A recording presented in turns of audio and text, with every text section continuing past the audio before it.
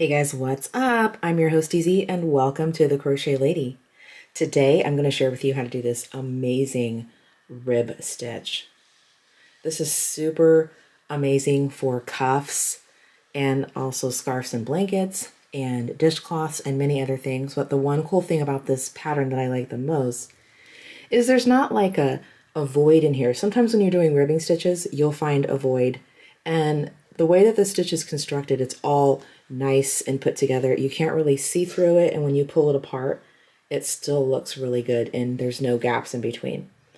All right, so let's get started with what we are going to need. Today I used Loops and Threads Soft Classic. If you've never used this Soft Classic yarn, it is amazingly cushiony and soft. I love the texture so much. Like I bought all sorts of colors, and I also used a bunch of different colors in my cowl here, as you can see. Let's get these out of the way. And let's just take a look at this.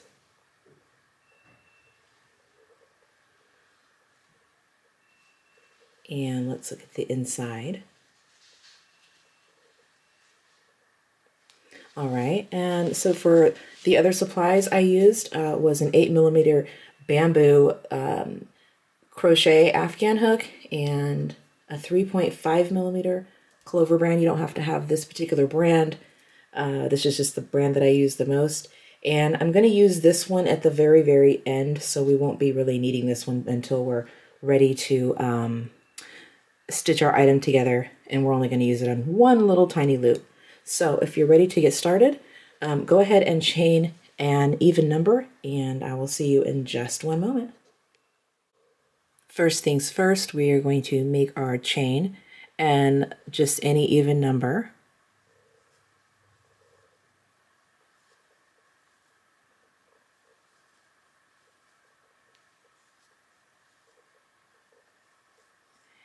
And we're just going to pick up all of the loops on our hook, starting with the second chain from the hook.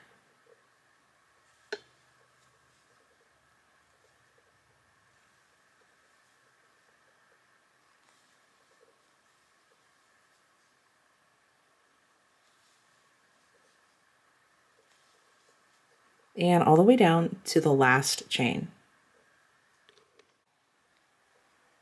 Okay, we have all of our loops on our hook, and we're just going to close the row. So go ahead and yarn over and pull through 2 loops.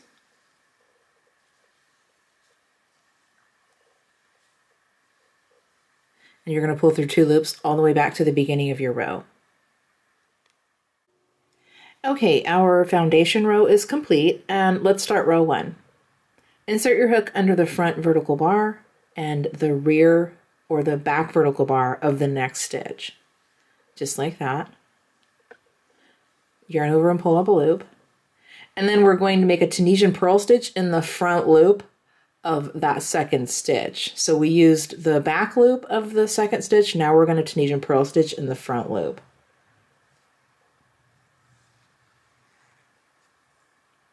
And let's keep going here. So front vertical bar, back vertical bar of the next stitch, yarn over and pull up a loop, and then Tunisian purl stitch in the front vertical bar of that second stitch.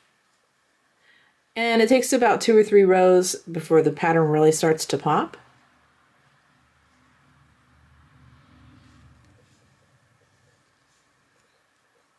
If you guys are looking for a good ribbing ribbing stitch pattern for like cuffs and edges and things like that, this is a really good stitch pattern for that. And I'm just going slow so you guys can see exactly how to do this.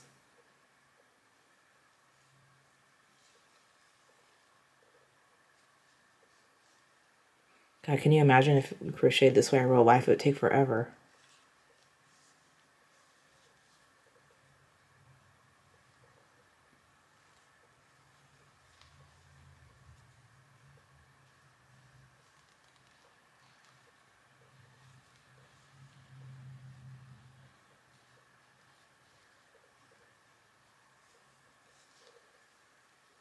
And just keep going with this technique all the way down to the last stitches over here. And then we'll do our end loops and the close.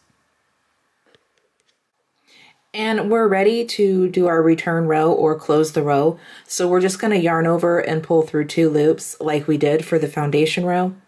And every row is going to be closed just the same, yarning over and pulling through 2 loops back to the beginning of your project, or the beginning of each row. All right, and we're just going to repeat row 1. This is a 1 row repeat pattern. Yay. So it looks a little different though than it does when you're crocheting it into the foundation row. So let's go over this. So we're going to do the same thing. The front vertical bar of the first stitch, the back vertical bar of the next stitch, yarn over and pull up a loop, and then Tunisian purl stitch in that leftover front vertical bar from the second stitch.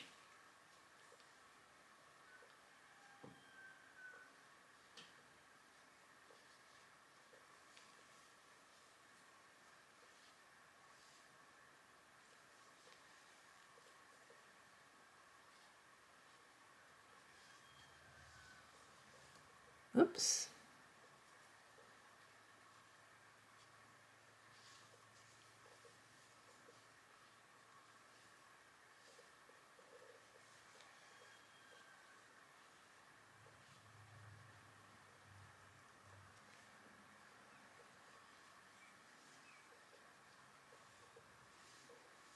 You're just going to continue.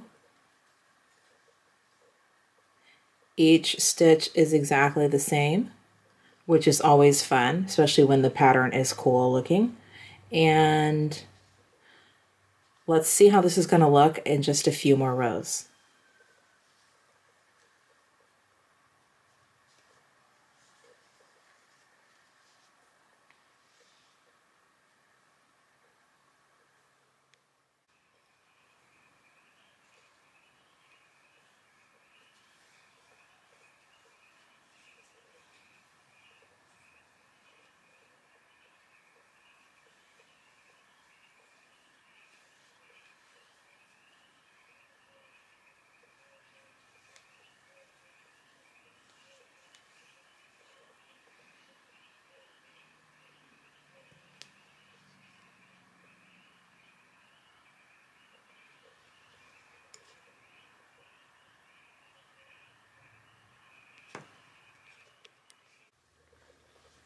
All right, so I have reached the length that I want my item to be, and I'm going to bind off right now.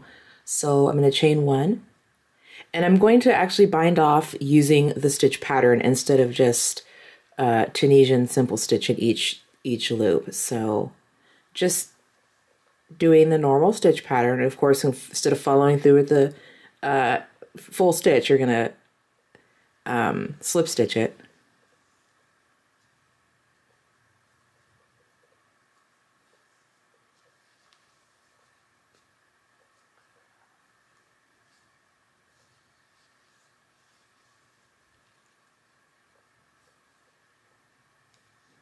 Of course, this is much more fluid, you know, not on camera like a lot of stitches are.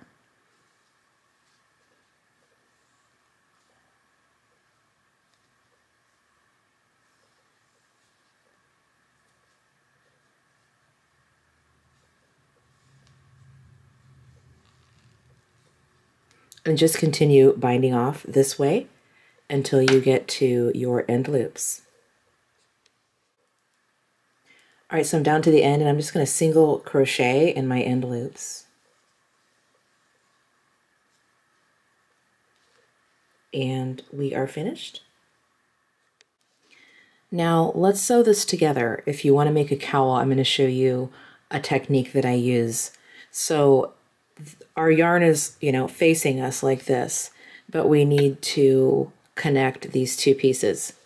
And generally the yarn would be on this side. But it's not. So what we're going to do is take your hook and insert it. Now you've got your 2 horizontal loops right there, okay, that this yarn is coming out of. You're going to take your hook and insert it underneath the back one, or I should say this one right here, the one that's closest to you. Mine will go on there, okay? Just like that. And then you're going to insert it into the back of this, not the front loop here, but the one behind it right here, of the stitch, you know, right across from it. And then you're going to pull that through, just like that. And we're going to catch the back loops of each side here. And just slip stitch. You can use other methods, but this one I like because it kind of hides the seam a little bit better.